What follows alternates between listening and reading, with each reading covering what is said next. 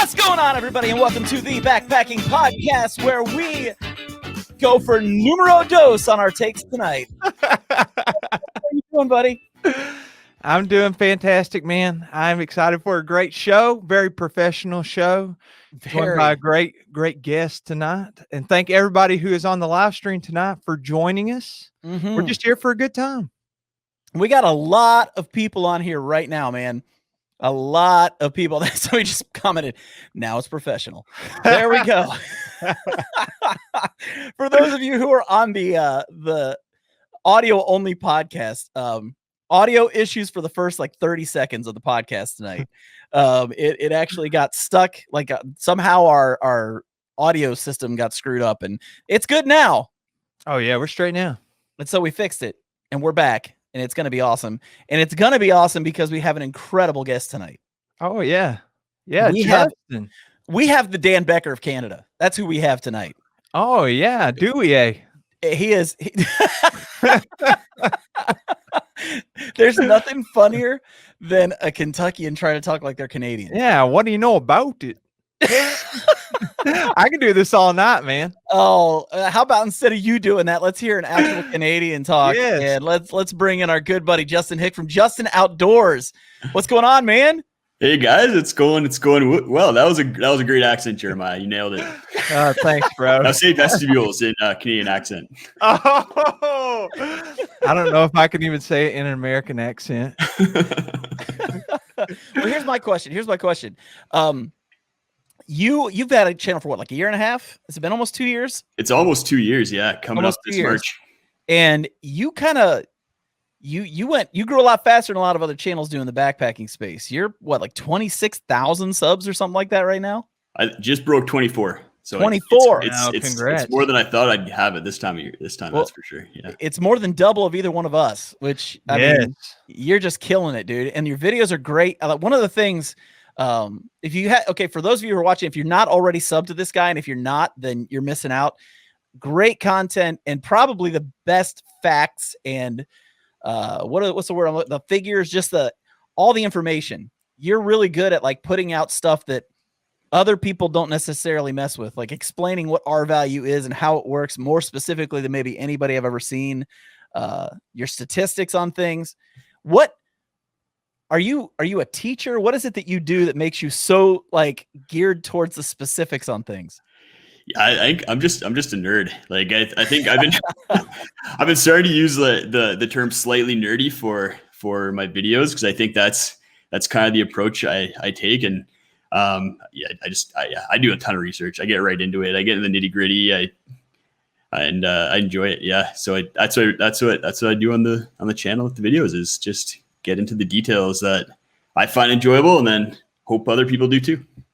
Now, whenever you are like thinking of video ideas and stuff, what is your typical creative process? Let's say that you're like, okay, well, I want to release a video on Wednesday this week, and today is Sunday. So you got a few days. What's your creative process like? What's going through your head as you're starting to think about what you want to film and how to do it? Yeah, it's definitely not that short of a process for me. I have a spreadsheet. I have a lot of spreadsheets, but I have one with video ideas that's 300 ideas long. So normally I just go there and I take a look at what ideas I want to talk about, what kind of I'm interested in at the time. Sometimes there's something comes up, or I get a question from the comments, and someone will ask me like, what is our value? And I'm like, oh, it's a great question. Or I recently got a whole bunch of comments on my video that says quilts are better than sleeping bags. Very controversial topic. And people are just kind of blasting me with a whole bunch of different things. So I was like, well, I need to address some of these comments. So made a video about some of the myths about quilts. And it's usually just addressing the comments. The viewers are kind of my inspiration for a lot of video ideas. That video is good, man. I'll watch that. I'll say it's funny because you two are actually a lot alike. Just because Jeremiah also has a master list of about 8,000 ideas for his videos.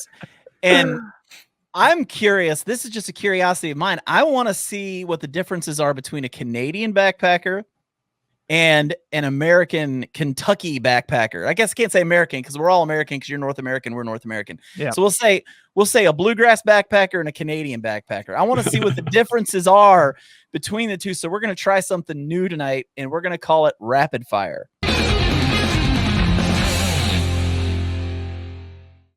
So what I'm going to do is, Jeremiah, I need you to take off your headphones because you can't hear the answers that Justin's about to give on this. So take your headphones off, turn your volume down. Yeah, I'll turn the monitor down. All right, my headphones are off. Now I can't hear anything. Okay, so here's the deal, Justin. I'm going to ask you 5 questions. 5 questions. And what I want you to do is I just want you to answer them within 2 seconds of hearing the question. So the first thing comes to your head that is your answer for each of these. I'm going to type them in. And when Jeremiah gives his answer, I want to see what the differences are in these based on the differences between a Canadian backpacker and a Kentucky backpacker. So are we good to go? So yeah, it's gonna be tough. Sounds good. All right. First question. At what temperature do you consider it cold? Minus 20 Celsius. That's when you consider it cold. Yes. Wow. Wow. Okay. Next question. That was quick too. At what temperature do you consider it hot? 20 degrees Celsius. Which is what in Fahrenheit? I want to say 50, 60, 70 maybe. Okay. I'm not sure. So the negative 20 is negative 20 Celsius then? Negative 20 Celsius is like negative, I want to say -5 Fahrenheit, thereabouts. Okay. I just got to make it for us Americans who aren't too bright on the whole Celsius thing, if you know what I'm saying. So next one. We got favorite freeze-dried food on the trail. Peak Refuel chicken pesto pasta. Chicken pesto. Nice. Yeah. I've heard a lot of people like that one. Yeah, it's good. Okay, so next one. Most important piece of gear in your backpack.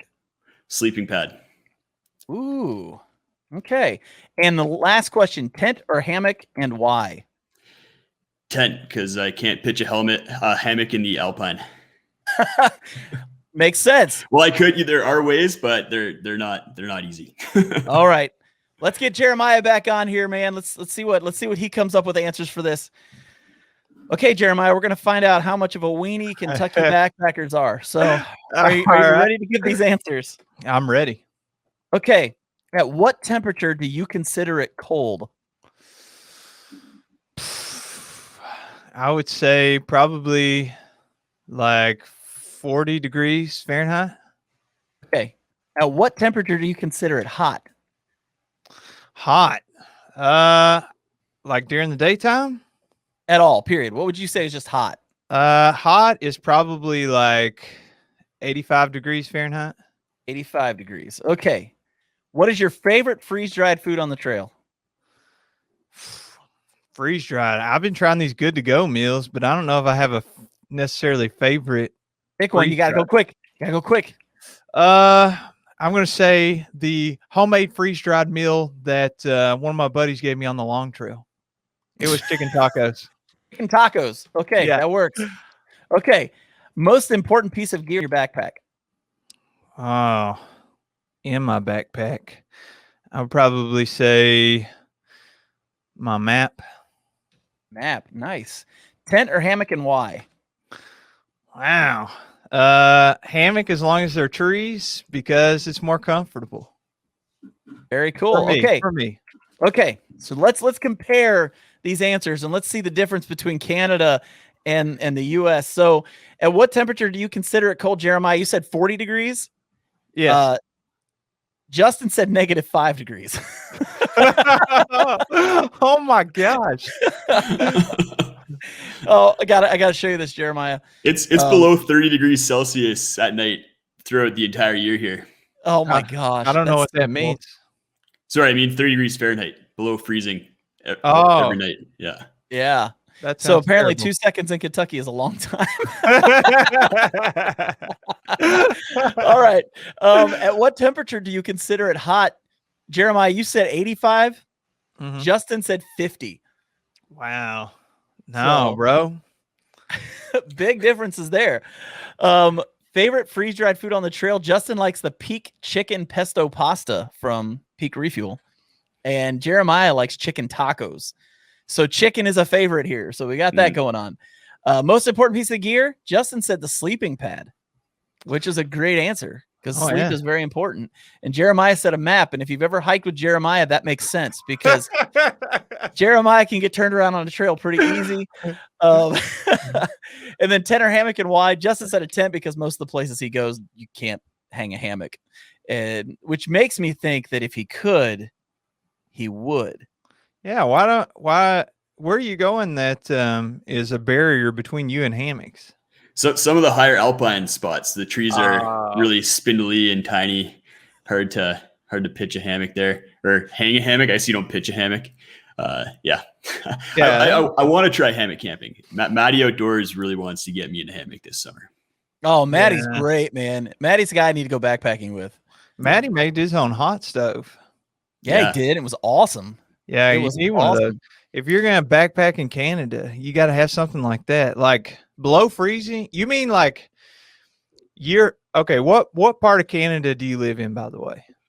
I live in the right by the Canadian Rockies in Alberta. So it's right. It's a lot of like farmland, like where I live, and then you go an hour west and you're in the mountains in the Canadian Rockies. Oh, that's awesome. And you never plan on moving, even though it's below freezing every night. Probably not. I don't know. I think about it. I'm like, if I could live anywhere in the world, where would I live? And honestly, it always comes back to right here. That's awesome. That's how I feel about Kentucky, man. So we gotta look at some comments here. One of them, the Kentucky fast answer equals 20 seconds. That's that Kentucky education, baby. And then the next one, Jeremiah's counting 2 seconds in Kelvin. That's funny. Oh, that's fantastic. That's awesome. Come on, Jeremiah, you aren't Southern if you ain't eating squirrel. Hey, have you had squirrel, Justin? No, I've heard it's delicious though.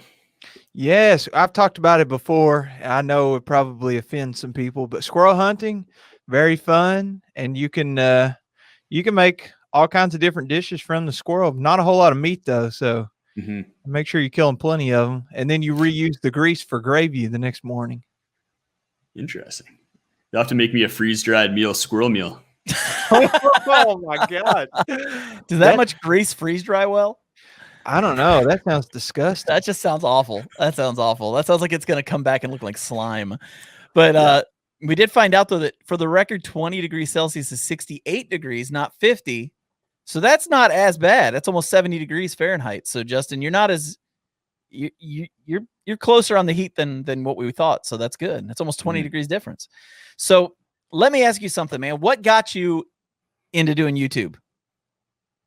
You guys and all the other YouTubers. It was kind of like I guess that's what kind of triggered the idea in my head, and then the reason why I eventually pulled the trigger and started a channel and making videos was I'm always like the gearhead with my friends. I'm always one who's researching things, giving tips, advice. A lot of the time I have a little bit more experience than people I'm going with and kind of lead the trips, and everyone's always like, tell me what to buy. What should I buy? Like, plan the trip for us. And that's what I was doing. And then my friends started getting sick of how much I talked about gear all the time with them. So I figured I'd chat with the viewers and the people out in YouTube world and kind of get it off my chest a little bit more. And it's been a good outlet.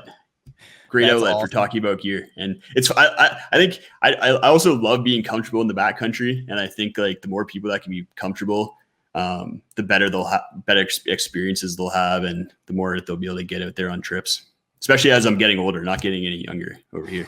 Well, the important question for me though is, why purple shorty shorts? Everyone always chirps my color choices. And one guy nailed it. He was making fun of me, but he got it right. It's because it's the colors that are always on sale, and I'm a cheapskate. There you go. There you go. I can go with that. I can definitely go with that.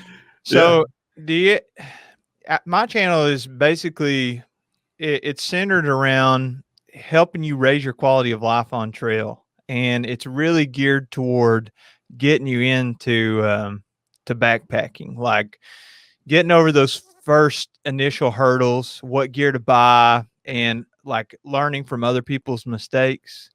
Do you ever actually take people out into the backcountry that are brand new with you? And if you do you ever get tired of taking those people? Because I've been there. Not very often. I think it's been a couple of years since I took out kind of like really fresh backpackers, and sometimes in unique scenarios. Like I took my girlfriend a month ago or so on her first winter camping trip.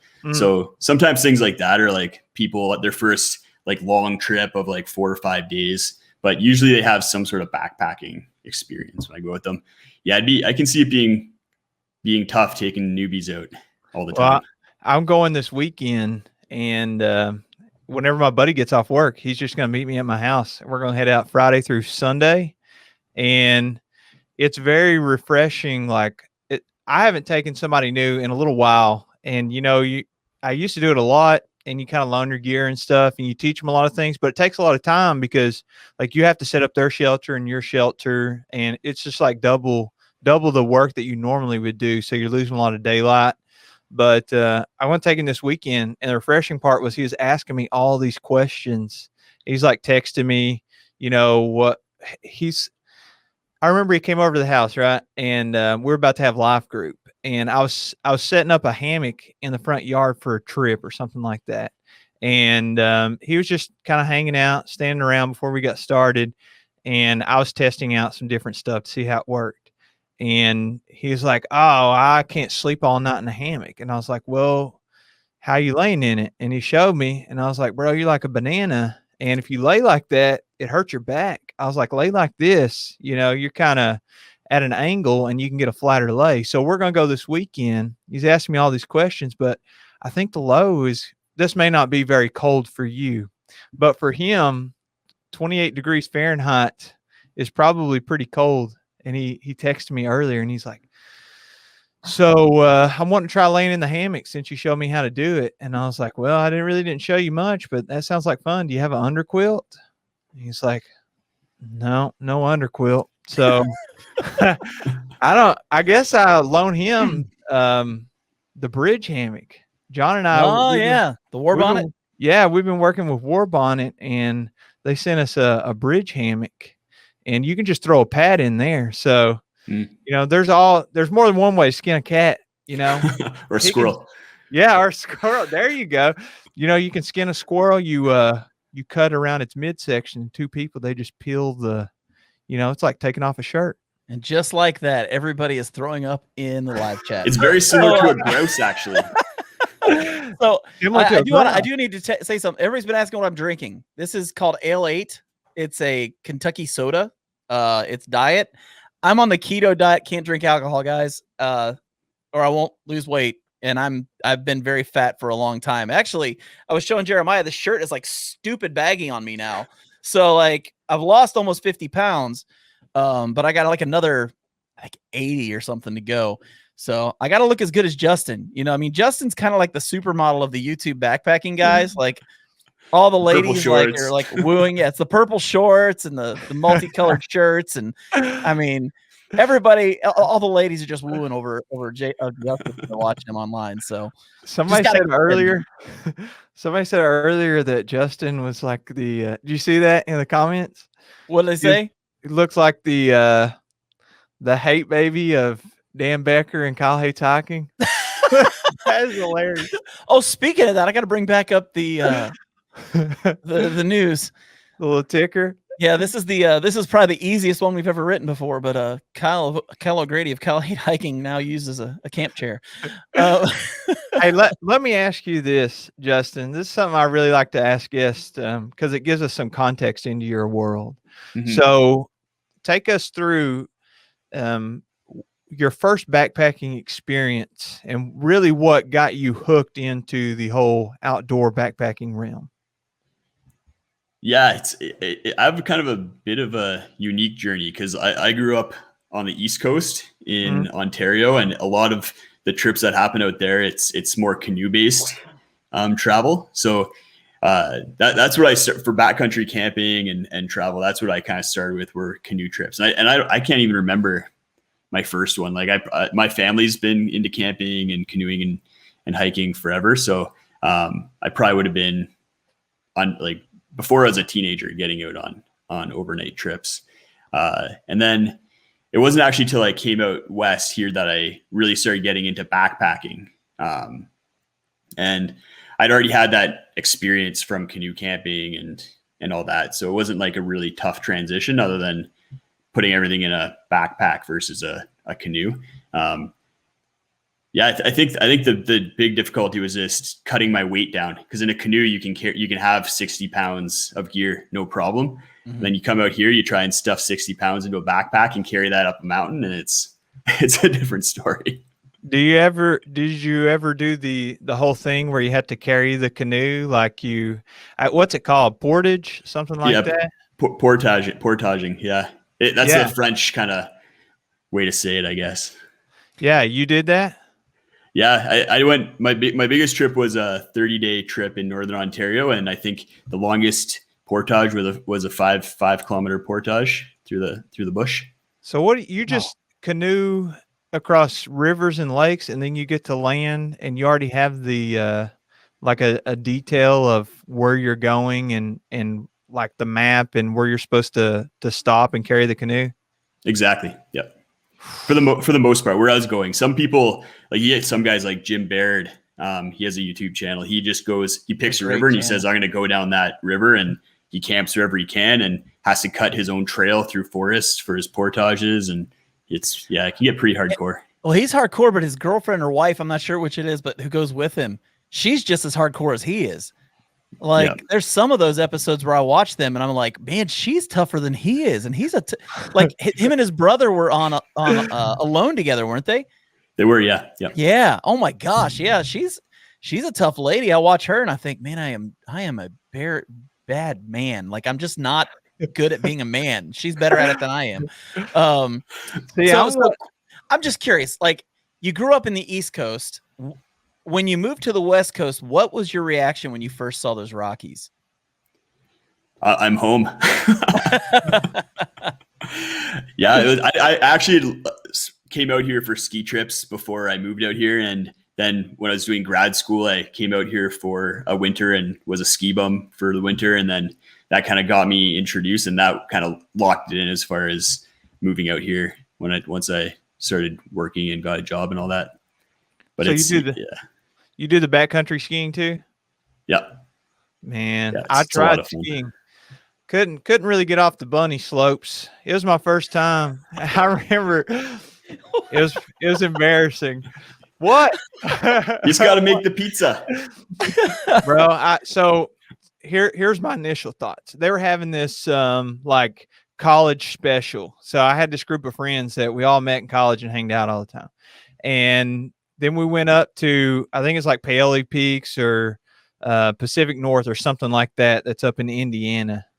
And there's some special. It was like $20-$30 and it paid for everything. You just hang out with your friends, if you have a college ID. So I went up there and I was like, I did a little skateboarding whenever I was a kid, did a little inline skates, that kind of thing. This can't be too hard.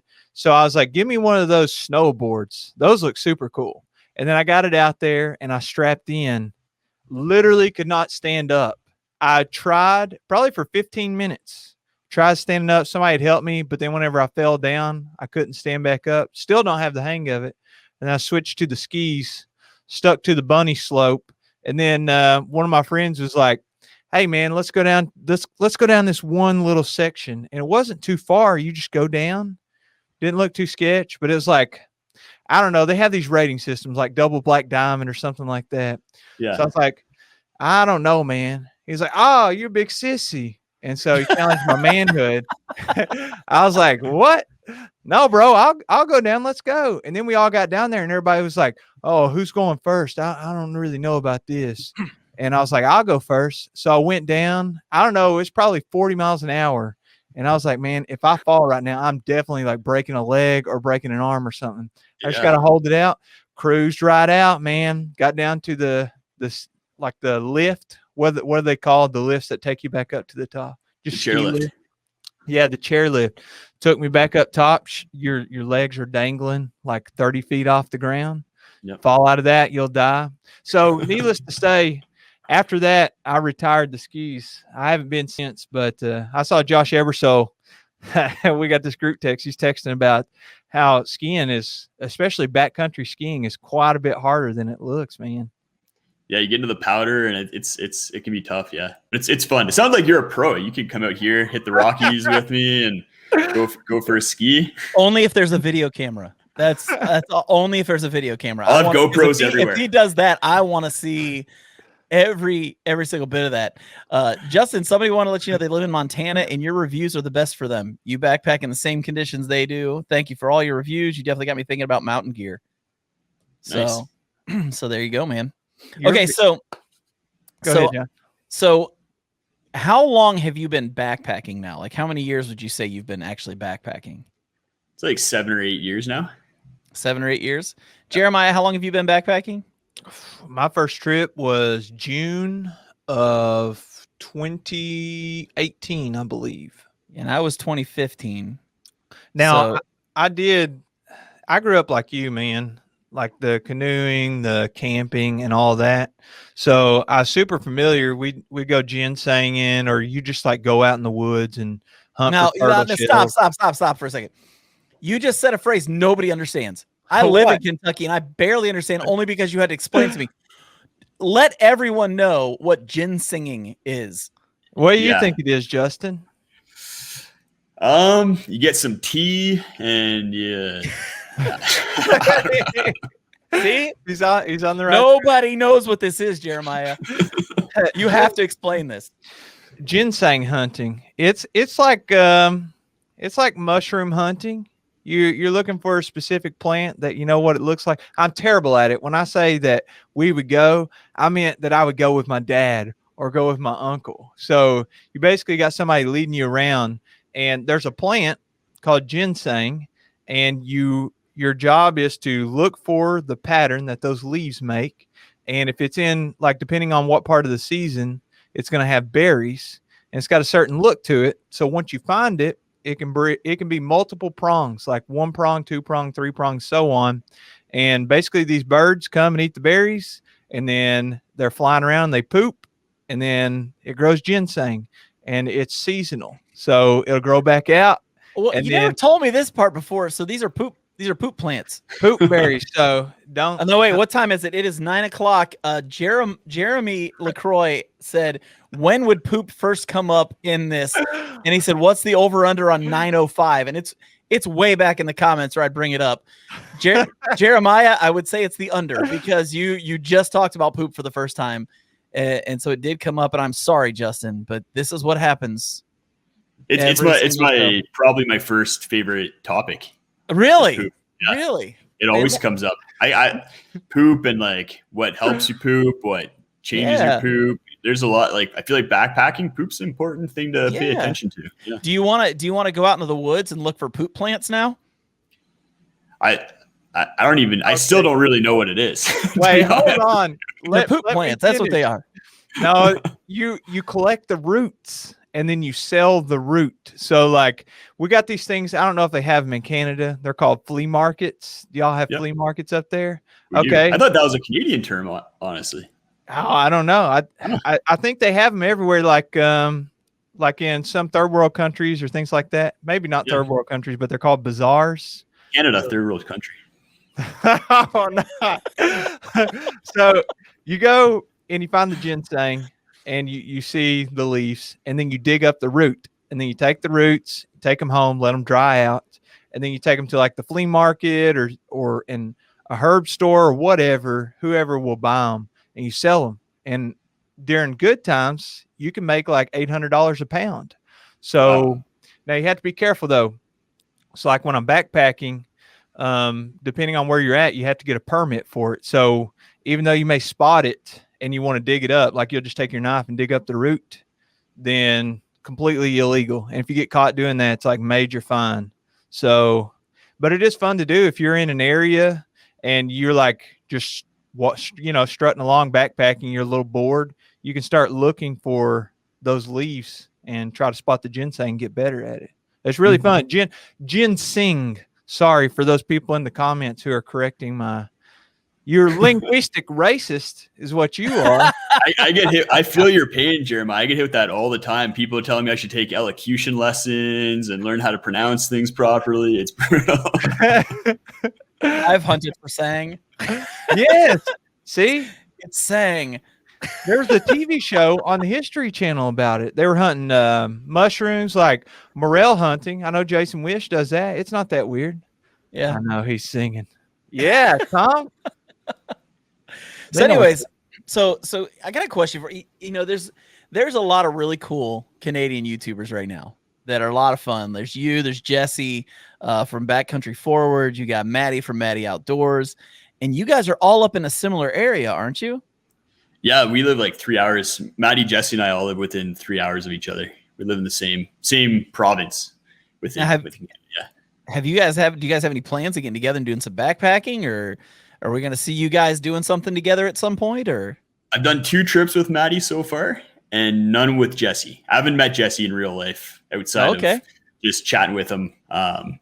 But hopefully, I think if fingers crossed, we both end up being able to hike the Great Divide Trail this summer, and I'll be able to pass him on the trail.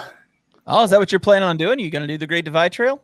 Yeah, that's the plan. I think, I've kind of hinted at it on my channel a little bit, but haven't really kind of announced it. But I think we're getting to the point where, it's being announced. There it is. What's the deal, bro? This is why our podcast exists. We bring you the breaking news from the world of backpacking and YouTube. So, dude, that's awesome, man. So how long is it? Tell us a little bit about the trail. That's something really fun to talk about. Let's hear about the trail and the length and what you're planning on doing. Yeah, so it continues from the end of the Continental Divide Trail. So it starts there and then continues through the Canadian Rocky Mountains up to about midway up before the Rockies end, right along the Continental. It just continues along the Continental Divide. And it's 1,100 kilometers, which I'm not sure in miles. That's probably like 800, 700, 800 miles, somewhere in there. Wow. And you can do it. Most people do it in around 50, 60 days, but I can't take that long off of work. So I'm trying to do it in 35 to 40 days. Hopefully it's gonna be some big days. And the tough thing with the Great Divide Trail is it's quite a bit different than like especially the PCT, where you're on meter wide double track most of the way. Yeah. There's places where there's no trail. Otherwise it's just single track of unmaintained trail. It's pretty wild and a lot of navigation involved. So it can take a lot of time, a lot of up and down. Every day is thousands of feet of elevation loss and gain. So yeah, it's going to be a fun trip. I'm looking forward to it. So have you started training for it? Yeah, I have it right over that way. I bought a treadmill, right, and I put it in front of my TV and put a little stand for my laptop. So I spend my mornings answering emails for work and walking on the treadmill, and we'll watch some TV, walk on the treadmill, and just put in miles every day. Well, here's the $1 million question. Are you going to film it? I'm gonna film it. Yep. I'm not sure how I'm gonna film it or anything like that, because you only get 3 times where you actually get cell phone reception on the trail. So it'd be tough I can't really do like a daily upload. So yeah, I'm still figuring that out, but definitely gonna film it. It's gonna be one of the bigger things that I do in my life. So I'm looking forward to be able to capture the memories. Well, that'd be awesome, man. I had to tell you, man, in my experience, I did the long trail, which took me about a month with resupplies and everything. And filming it makes it so much harder, but I'll be really impressed if you're editing and that kind of stuff on trail. But a lot of people hate me for this apparently, and they keep asking. But when I did the long trail, I filmed most of it. Well, I can't say most of it. It was very easy to film at the beginning, but your body really gets worn down and you're just worried about putting in miles. Mm-hmm. So you film less and less in my experience. But then I got back and I made a couple of videos, which was like the first few days, then really lost motivation to finish editing all that footage. People still comment all the time whenever I say something about my experience on the long trail, blah, blah, blah.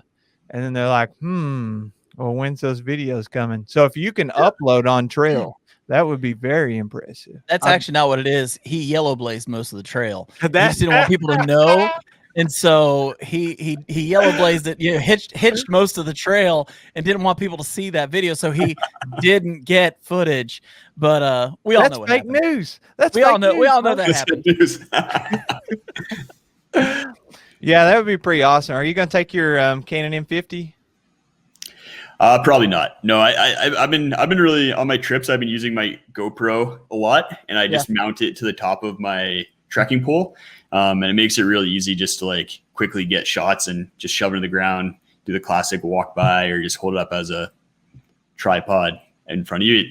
I think I've been practicing for the GDT on how to film quickly and efficiently, and I think that's what's gonna help to be able to do it. I watched your trip video. I don't remember where you were, but it was a fairly recent one, the last couple of months. And so the trip videos, a lot of people make them, right? And for me, they just don't get a ton of engagement. Now, if your channel is like centered around that kind of thing, like we had Syntax 77 on here, and he'll make an hour trip video, and it's awesome. That's his thing. But for me, it's not. So the way you do the the way you shoot, what you were just talking about, and giving advice and that kind of stuff in there, that's top notch, bro. That's I'm trying to do something similar to that. And I think it's it also helps move things along, you know, on the trip videos. Yeah, that's what I found. I've really been enjoying like teaching as part of the trip, because I think before I was just kind of filming and I was saying like, this is a waterfall that's on the trail. We're at the camp now, but now it's kind of like taking people along. Like, this is my routine when I get to camp, and teaching people about that. And I'm having a lot more fun with it. And then I think my viewers are having more fun, and it's resulting in views and a lot of engagement. People seem to be happy with it. So it's working, and I'm happy about it, because it makes it more fun all around. That's really cool. So Just Walking wants to know, does the GDT go through towns every couple of days, or is it more dispersed? It's about every 6 to 8 days that you're going through a town. So you're carrying a lot of food. You're carrying a lot of weight. Yeah. Wow. And it's in a Ursack, because you have to be bear wary the whole time as well. Yeah. So you're not doing a bear canister, you're doing an Ursack. Yeah. Okay. Yeah. There's no requirement for a bear canister up here, and the Ursack's is so much lighter and easier. So let me ask you this: what kind of pack weight do you think you're going to have on that trail? I'm down to. I actually just kind of finished up putting my pack. I just got like the last piece of gear for my gear list, and I'll be at around 9.9 pounds with bear spray and the Ursack and everything like that. So it's I got it pretty light. So even with food, you're looking under 30 pounds with that many days of food. I'll be hitting just 30 with food and water. Yeah. Wow, that's impressive, man. That is awesome. That's really impressive. What's your sleep setup for that whole trip? Yeah, it's going to be, so I'm going to be using the regular wide X Lite. And then I got like the crazy light Unlighten equipment, 7 denier, inner and outer, 950 power fill down quilt to go over top of that. And then I'll be bringing the Trekology, a Hike Enter pillow for that trip probably. And what about your shelter? I just got the Ultiplex in the mail today. Wow. So that's what I'm going to be going with. That's awesome, dude. Nice. Yeah. I'm super excited for you. Now, on that food, so are you planning on mailing yourself stuff, or dehydrating or freeze drying your own stuff? Are you planning on doing a mixture in town, or how's that work? So the towns are super small, and you can't really resupply in town. So everything has to be either sent or brought to you. So I'll be doing mailboxes. I haven't figured out what the food is going to look like. My girlfriend's a dietitian, so she's going to probably help me put together a little bit of a food plan and make sure I'm going to be healthy and out there. And then, mailboxes, and then she'll probably bring me about the halfway point. She's going to come meet me. It's time right at halfway. I hit a town on my birthday, and she's gonna be able to come and visit me and be able to hang out and go grab a hotel room, and I'll be able to have a shower. And let's make a prediction. What's the prediction we're wanting to make here? I'm wanting to know what food do you think that is going to be packed in there that you're going to be sick and tired of by the time you get done? Tortillas. Yeah, I get sick of tortillas already after midway through the summer. So I by the end, I'm just gonna be sick of them for sure. Yeah. Okay, so you mentioned that your girlfriend's a dietitian. Now, what is it you do for a living? Because I feel like it's something in the science industry. I'm an environmental consultant on the biologist side of things. So I do environmental assessments. I'll go and map a wetland, do like habitat health assessments for birds and amphibians and that kind of thing. So you and your wife are both statistics people. I don't like girlfriend. statistics. You don't like statistics. I don't know. I avoid them. I just go out and I'm like, yeah, that's three plants. That's it.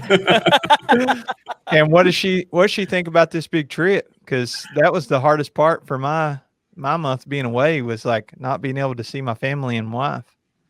Yeah, it's gonna be tough being away from her for sure. And I think she was actually looking at coming on it with me, but wasn't able to get the time off work. So hopefully we can make a couple of the town visits work, and then maybe we'll see if she's able to join me for a section of the hike as well. So we'll see what happens. But yeah, it'll be tough. It's 40 days is a long time to be away from home. You took her on her first trip not too long ago, and she's talking about her first winter camping trip. Yeah, the hot tent, right? Yeah, exactly. She's been backpacking for a while. It's been a few years now for her. I started to say she's diving in head first, man. Like first trip last month, and then why not?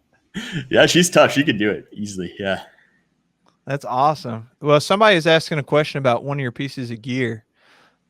Says that you use the Ether Light XT pad, and why?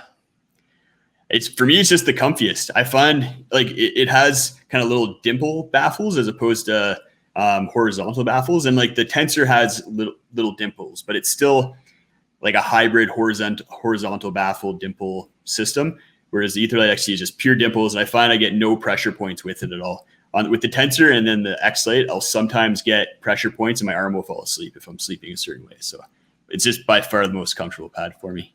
So you're taking the X-Lite just because it's going to be lighter? Yeah, it's like half the weight. Yeah, I got the Nemo Tensor Alpine, which is supposed to be warmer than the Nemo Tensor. I think it's more comfortable than the X-Lite personally, but the X-Lite's what I used whenever I was through hiking, and it gets the job done, but I got cold. You're not worried about getting cold? No, not really. The X-Lite's been fine for me down to minus, what would that be? Down to about like 15 degrees Fahrenheit. Yeah, that's about what Jeremiah, did you not hear our questions from earlier? What he considers cold and what you consider cold? I know, bro. It's literally 45 degrees of difference. I know. 45 degrees. I watched the video, and he's setting his tent up in the snow. He's talking about how to set it up in the snow and how to stake it down. And I was like, I got no idea. He's like, yeah, if you're wondering how I do the tent stakes, I have these specific stakes made for the snow. And I'll be like, man, if you were to just throw me in that environment, I'd probably just die. I would have no idea. It'd be a slow, painful death, losing. Jeremiah's first question would be like, are we eating squirrel? And if not, kill me. Are the squirrels hibernating? Kill me. Yeah, you live in it, man. I don't know. Though it's just so cold. Yeah, you get used you get used to it for sure. I even notice between the seasons, like it'll start being summer here, and I'm so used to wintertime that I'll start wearing shorts when it's like just above freezing. And then you go through the summer and it's like 78 degrees all summer, and then when the fall hits, and I'm like, so you get used to it for sure. Oh yeah. We've been told Jeremiah needs an X-Therm to summer camp. I'm gonna say something, Jeremiah. I'm gonna defend you a little bit. Jeremiah lost 100 pounds. And I can tell you, like, having this extra weight on you is insulating. And so when you've lived most of your life with an extra 100 pounds on you, and then all of a sudden that's gone, all that insulation's gone, you do get cold quicker. So, I mean, you're still kind of a weenie, but it gives you some of an excuse. Well, everyone's different. My girlfriend gets cold really easily too, and bring her the X-Therm. And I know Jesse, he gets really cold. So everyone's different. Yeah, that's one of the beauty things about backpacking is like you can talk about gear forever because everyone needs different things. And right. Well, if I could go back and like whenever I was shopping and picking out that first sleeping pad that had an actual R value, I picked out the X-Lite just because that's what I saw online, and that's what the other people were using. And it's okay, but I probably would have went with the X-Therm for real, because you can.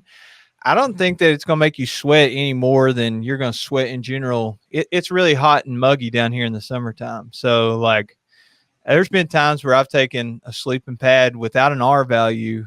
I'm sure it has something, but it's just a cheapie off Amazon, and just straight up like a flat sheet you'd use on your bed to cover up with. And since it stays so cold up there, you don't have to really worry about sweating in your sleep. But down here, I would go back and I would buy that X-Therm, because even though it costs more, it's like more versatile. You know what I mean? Yeah. You should take a look at the Etherlite XT is coming out with an extreme version this spring with an R value over 6. So that might be good for it. Yeah, it's gonna be like 6.2, I think.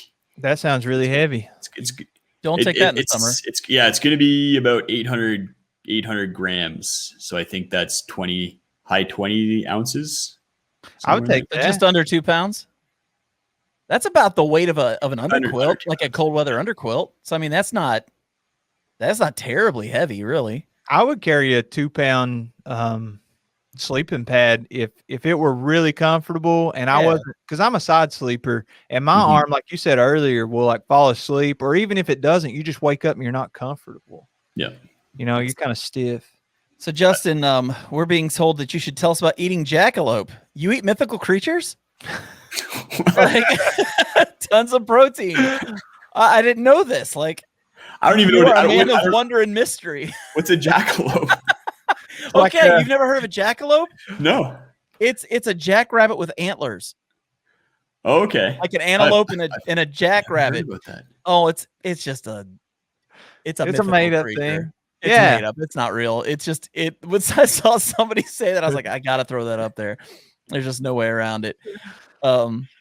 So when you got into backpacking, you said you came out of portaging. Were you one of these guys that you got in and the first thing you thought was you want to get as ultra light as possible? Or were you just more like, I have no clue what I'm doing, I'm just going to buy whatever from wherever and just go? So I think I was pretty lucky in the fact that I had that backcountry travel base. So I kind of already had some of the gear and some information. So I was able to kind of look at things and be like, no, I could work with the ultralight gear and be comfortable with it. So I felt more confident going with the ultralight gear. So that's the route I took. I probably went pretty ultralight pretty quickly relative to some other people's journeys out there. And I think that just has to do with the comfort. And that's why like going ultralight right from the beginning for a lot of people doesn't always work, because it does take a certain level of comfort in the backcountry and a little bit of skill to do it safely and properly. So I was lucky in that regard that I was able to go ultralight, because having a light pack is so nice. Oh yeah, for sure. On this trip that you're doing, that you're through hiking the GDT, what with the base weight that you're taking, what kind of pack are you taking? So I'm going to be taking the Mountain Smith Zerk 40, because it's one of the only packs that doesn't have a hip belt that can carry up to 30 pounds decently that I've come across. I think it's not as mainstream, not as well known, or not as popular. I don't know. There's a guy that was on my last backpacking trip. I went with another group, and I hadn't met him, but he had one, and that's the first one I had ever seen on trail. Of course, sometimes you're not paying attention, but somebody commented, and they were like, "Whoa, you don't see that every day. Is that a pretty rare pack?" I think it's pretty rare. I don't see a lot of people. I've never seen one up in Canada here. The only place I've ever seen them is on YouTube. So I don't think it's a super popular pack. I know it's pretty new as well. Mountain Smith's only had it out for a couple of years, and they were running low on stock last year. So yeah, we'll see not having a hip belt isn't for a lot of people. So I don't think it'll ever become really mainstream. People like a hip belt's a nice thing to have. I just like having the free hip. I like being like my legs just be able to like have big strides and go. And how heavy do you, In the wintertime, how heavy is your pack? Is it any different than what you were talking about before? Are you still like at 10 pounds in your my winter pack's usually like 30 to 40 pounds. Okay, I was gonna say, like for like a night or two. Yeah, it's heavy. Yeah, dude, I was gonna say you're not doing the Zerk on that kind of weather. No, dude, that pack that you have that has the water bottle holders that are like right here behind, that's even better than the angle pockets that my Osprey have. But I thought that's what I found. Was that an Osprey? No, it was that was the REI Flash 55 because I had a Gregory one that had the angled pockets, but every time I bent over a little bit or went to scramble something, my water bottle would fall out unless I had like a latch for it. With these ones, I can they're just right there. They're awesome. It blows my mind that these aren't on every single pack. I actually reached out to Hilltop Packs and I was like, "Do you guys think you can make a pack with this?" And he never really bid on the idea. I have to let you guys know we've crushed dreams. Jackalopes aren't real. Spoiler. I suppose there's no Easter Bunny either. Sorry, guys. We hate to crush your dreams and aspirations in life. Sorry, Jeremy. Those sorry. Those water bottle holders that goes on your shoulder, like John, I think you use one. That for me, and you like you said earlier, everybody's different, and that's why you could talk gear all day forever. Those things are very uncomfortable on me. Having like a 1 liter bottle, that extra 2 pounds just hanging on my shoulder, or the camera. Like if I have the camera mounted here, and I do both. I have the camera here and I have the water bottle here. Yeah, I just can't stand it. Yeah, I'm in the same boat, Jeremiah. I don't like having a lot of really heavy stuff on my shoulder. I don't know any different. Like literally, I started using that kind of stuff pretty much from the beginning. Like the water bottle, not necessarily, but I've always had like a pouch with a bunch of stuff in it on the front from the beginning. So for me, I don't really know any different. So if I didn't have water there, it'd be weird for me. But I could see if you've never used it, where it might be uncomfortable or weird. But I don't know not having gear right up here where I can just get to it easy. That's just something I'm used to. It's super convenient, but I'm really searching now for a place. If I don't want to do a fanny pack and I don't like the clip, I know I'm being a diva here. And if I don't like the clip, and if my hip belt pockets, like I have one backpack that my Canon M50 with that Pancake 22 mil prime lens, with that on it, it fits in the hip belt. And the chicken tramper bag that I've been using, and it's my favorite right now, it has the hip belt, but no fanny pack. And if I don't want to use a fanny pack and I don't want the clip and I don't have hip belt pockets, what am I supposed to do with that Canon M50? I don't know. Get a GoPro. Just hang it around your neck. Just use a camera strap and hang it around your neck. It's no big deal. Well, I am actually. That sounds awful, John. Terrible. People do. People like the chest packs. Like Hunter, he uses one that Devin Ashby, he makes them for fly fishing. It's a little chest pack, and some people like to carry them. They'll like put a gun in there, put their camera in there, or phone or whatever. I don't like the sternum strap is okay across my chest. I just feel like I'm being way too overcritical, but I don't like that stuff rubbing against my chest. To me, it's not very comfortable.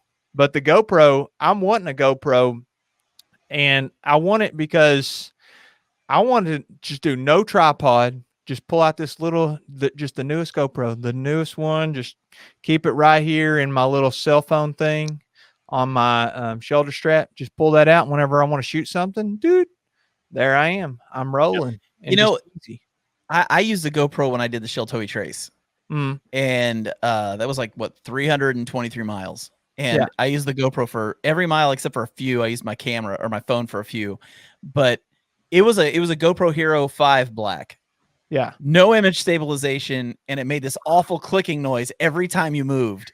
And I remember thinking to myself, I am never using a GoPro again. This sucks. This is like the worst camera ever. And now it's like they've got this like ultra smooth vibration control, image stabilization, and I've heard the clicking isn't what it used to be, where it makes that clicking noise. Yeah, like, and not having a case is really nice too. Like, yeah, well, I didn't have a case on mine, but well, actually, you're right. The new ones, you don't have to have any case because it's got the bottom clips, doesn't it? Yep, exactly. Yeah. So you like yours, huh? I love it. Yeah, it's I never bring out my M50 on the trail anymore. What model is yours? The Hero 8. Okay, so they got the Hero 9 now, and I'm so confused. You know how whenever you go to something and then for the next forever, the rest of your life, you get ads on every single thing you do about that one product? Yeah. Okay, what's the deal? The GoPro is like $400 or $500. I don't remember how much it is. And then you can get it if you sign up for their year-long blah, blah, blah. So Richard Stamper says, I think the new GoPro actually makes toast. Yes, dude. It's like weather sealed. They've improved those things a lot. Yeah. So what's the deal? You can sign up for this thing and all of a sudden the price instead of $500 is $349. Do you know anything about this? Say what now? Say that one more time. Okay. If you want to know what I'm talking about, anybody, all you got to do is go Google GoPro Hero 9 right now. And I promise you, it's going to fill up every feed you have with ads on GoPro. It's basically says like they have some kind of subscription thing. And if you sign up for it for a year, it's free and it knocks $150 off the GoPro price. Mm-hmm. Yeah, we don't get deals in Canada, so I have no idea what you're talking about with that. Yeah. Well, I don't know either. I assume it has to be something like, okay, they re-up your subscription and it costs X number of dollars or whatever. Yeah. There's always a catch. Yeah. There's always a catch. But definitely worth it. I'm wanting that GoPro. So I started riding a motorcycle and you can mount that like on your helmet. And then, if whatever, for some reason, I like to watch these videos of bad drivers and like the instant karma. Have you seen the instant karma? Like somebody is reckless driving in front of you or brake checks you, and then a police officer just zooms in and pulls them over. No, I haven't seen that. Whenever I want to just waste time and just melt my brain, for some reason, I like to watch these videos. Complete waste of time, just garbage. And I watch Dan Becker videos. I love it. I love you, Dan Becker. That's a burn. So I think that maybe I can capture some of those moments with the GoPro. That's my hope. So, okay, I'm going to show you this right now because I'm on the GoPro site, man. Just since we're talking about this, you made me do this. Oh, here you go. So I'm on the site. And they've got Save Big on Hero Black, $349. Yeah, for it. Can you zoom in on that? Bundle it with a bunch of other stuff. It's only $399. Can you zoom in there? Yeah, with a 1-year subscription to GoPro, and then there's a little. Well, it also comes with a magnetic swivel strip, a spare battery, a floating hand grip, 32-gigabyte card, and a camera case. And all that sounds great, but what's the catch? That's what I want to know. Has to do something with the subscription. Everything's subscription based now. It's probably they do that assuming you're going to forget that you have a subscription, and then when it comes up time to re-up the next year, they're not going to remind you, and you're just going to pay them $100. Yep, that's got to be it. That's probably what it is. That's probably what it is. I'm going to go order one right now and cancel the subscription. That's what I'm going to do.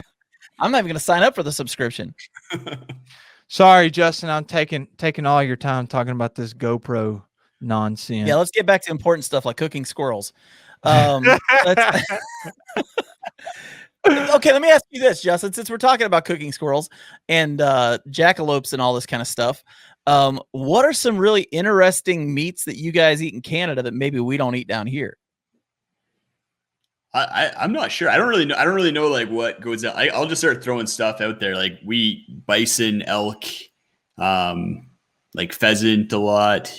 Not a lot, but pheasant. Beaver tails or another one. Yeah, I'm not. Beaver tails. Not Talk beaver tails with me for a second here. Tell me about these beaver tails. They're more of a pastry, actually, not chopped off tails from a beaver. Oh, okay. I was like, how do you turn beaver tails into pastry? They're a deep fried pastry you cover with cinnamon and lemon and sugar, and yeah, it looks like a beaver tail kind of. We got some people answering for you now. We've got Canadian bacon, which we all know is ham, and we've got Tim Hortons, which I'm not gonna lie, I like me some Tim Hortons, man. That's some good coffee. We don't have Tim Hortons down here. Some places, I think. Yeah, they have in Ohio. Yeah, in Ohio, but not in. I haven't seen any in Kentucky. Yeah, it probably won't ever be in Kentucky. We've got poutine. Now, explain poutine for the people that are wondering what that is, because that's good stuff too. That's my guilty pleasure. It's fries. Take French fries and then cover them with cheese curds, and then lather that in gravy. And you can have we have like gourmet poutineries here where you can go and get like 50 different kinds of poutine. You get with like bacon on it, or like pierogies and sour cream and smoked pulled pork. Yeah, it's good, dude. Because so what I've heard of taquerias, where you got where they make tacos. I've never heard of a poutinery. Yeah, it's there's like 3 within 5 blocks of where I live. Wow, that's pretty cool, man. That's like wild. I've had it before, and it's really good. I mean, I'm not going to be eating it anytime soon because what we talked about earlier. It's not the healthiest option. No, but man, is it good. What was the first ingredient that you listed for the poutine? French fries. French fries, and then cheese curds, and then gravy. Yeah. That's like the classic poutine. And your significant other is a nutritionist. That's ironic, man. Okay, this has to be. Yeah. Okay, we got to put this up here. People eat actual beaver tails. They're fatty and fishy. That's what I thought. I thought I saw it on stuff like Alone. Yeah. People eat anything up here, to be honest. So I'm not surprised. Y'all live in a different land. No offense to all the Canadians. No, man. Canada seems. I've been up there. I've been up there once, and but I was in like Toronto. I wasn't anywhere near where you are. So, is it true? Everybody's as nice as they say. In a lot of places, yeah, I'd say people are pretty nice. Like you definitely get the stereotypical. Like someone will like run into you, or you'll run into somebody and they'll say sorry to you. That happens all the time. Where you run into someone and they apologize for you running into them. I think that's the classic that I encounter most of the time. But that's kind of standard, like as far as the politeness goes. Do you do you still have bagged milk in Canada?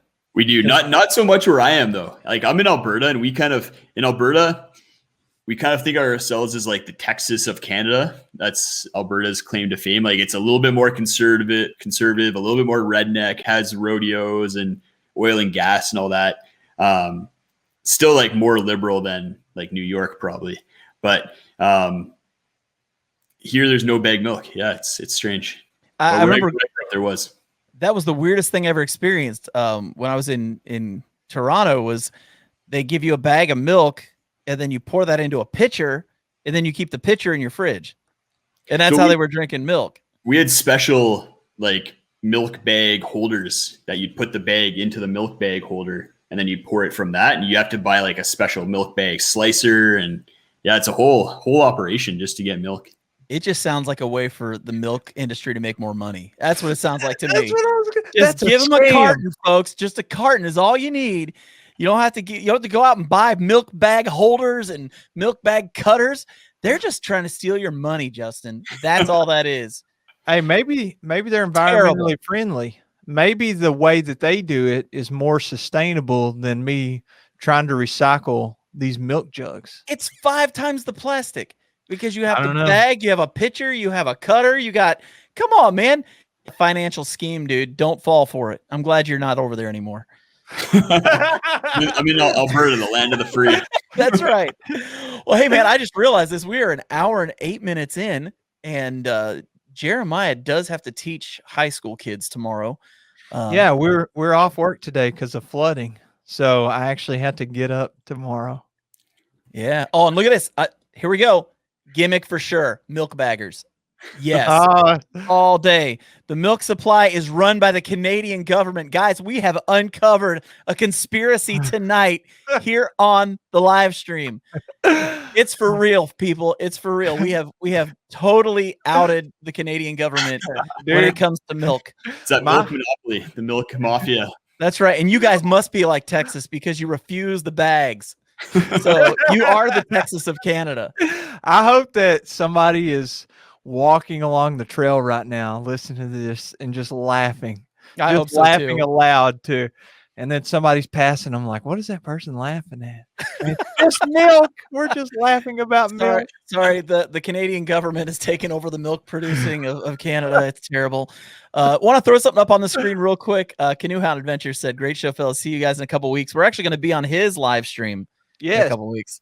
So just saying that real quick. If you guys don't know who Canoe Hound Adventures is, go find him, subscribe to him, and be watching in a couple weeks because we're going to be on his, which should be interesting. That'd be super fun. And this was super fun too. Before we get off here, Justin, wait, what's it say? It says Canadian milk is so nice it doesn't cause lacrosse intolerance.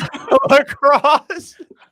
I think they meant lactose, and maybe the auto spell like with them a little bit. Lacrosse is our national sport, so I don't know. Maybe that's why. True. That's true. Yeah. What if it's intentional? Yeah, exactly. I don't know, man. I don't know. You know, I was watched by the milk lobby.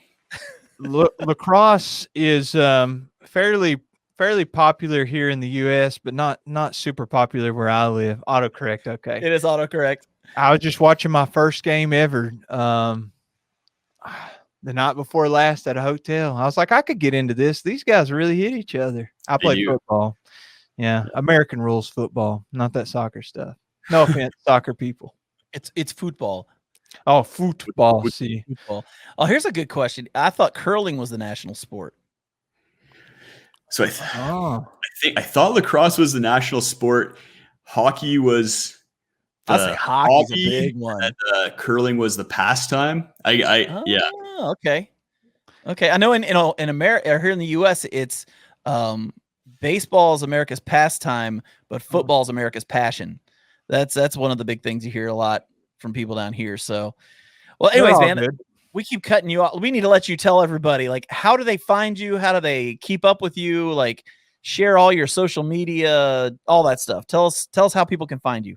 Yeah, the number one way is just search Justin Outdoors on YouTube or Best Camp Pillow. Either one will get you to my channel, or you can check me out. I'm very bad with the other social medias, but Instagram, Facebook, Justin Outdoors as well. Just that's the name for everything. That's awesome. That's awesome, man. Well, thank you for being on. This has been great. Yeah, it's been a blast. I've been looking forward to this. I watch you guys all the time, so it's been nice to get on, chat with you guys, and experience it firsthand. And the John and Jeremiah energy and charisma. It's been great. Thanks, guys.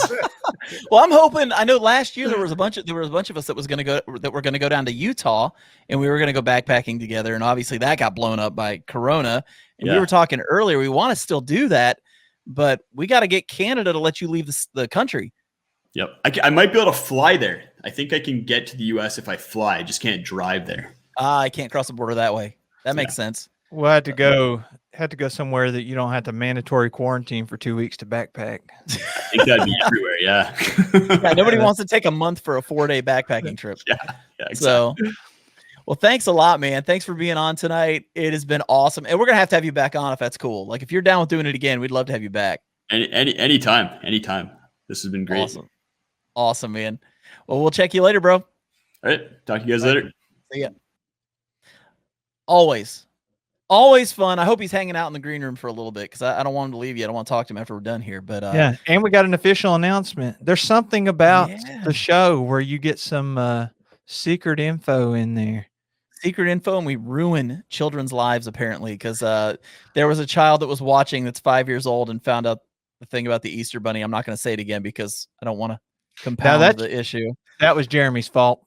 I'll blame that on Midwest Backpacker. It's Midwest Backpacker's fault. So there you go. We're gonna blame him for everything right now. That's why we had the glitch at the beginning of the show tonight. It was because of Midwest Backpacker, and everybody knowing that the Jackalope and the Easter Bunny, that we're blaming it all on him. We're just kidding. We love you, man. And it's funny we're saying this because he's on the bottom of the screen right now. Well, man, I had a blast again tonight. Did you have a good time? Yes, dude. It was fun as always. And we got another one coming this Monday. Now, just a reminder, pretty soon, these will only be on the Backpacking Podcast YouTube channel. So if you haven't checked that out yet, or if you want to watch replays, that is the best place to do it. Also, as soon as we get off here, just go over and subscribe now. Like, go ahead and just subscribe. Just do it. Like, I don't know what you're waiting for. Like, why are you waiting? Free. Matter of fact, why are you even listening to us right now? Go do it right now. We're just doing a bunch of fluff talk anyways right now. So get over there and check out the Backpacking Podcast site. All of our online audio podcasts are also there on video. So check those out. Definitely check those out. Have we told anybody who's coming on next week? No, but we probably should, because I'm excited about this one, because this is most of the people that we talk to, we've either met before or we've talked to before, but next week we got somebody who I've always wanted to kind of chat with and never had the chance. And that's Frozen from Outdoors. I'm really excited to get him on here next week. Of all the people that have done the AT, his videos from his Appalachian Trail hike are some of the most compelling ones I've ever watched. And we're going to talk about that next week. I will definitely say his Katahdin video, when he actually climbed to the top of Katahdin, is by far the best Katahdin video I've seen anybody do. And I'm not talking about, like, it's not cinema quality, that kind of thing, but just the way he told his story. Yeah. Incredible. Absolutely incredible. I cannot wait to chat with him and get to meet up with him next week. Oh, 100% agree. And shall we go ahead and say who the next live stream guest is after that? I'll go for it, man. Okay. So you may have seen this man before on the podcast. We're having him back on. It is Rue Mckinrick, who is basically, his life work is the American Perimeter Trail. And it's exactly what you would think, backpacking the entire perimeter of the US of A. So he is dedicating literally tens of years to working on this project. So, and I won't go into the following guest after that, but I will say, for those still with us, I'm a teacher, and we have spring break in April. So we will not have a live stream Monday, April 5th. Yep. So and probably both of us are going to be backpacking at some point during that. So, oh, for sure. Big things coming, baby. Absolutely. Well, man, it's been awesome. I'm going to go ahead and sign us off, I think. All right, do it.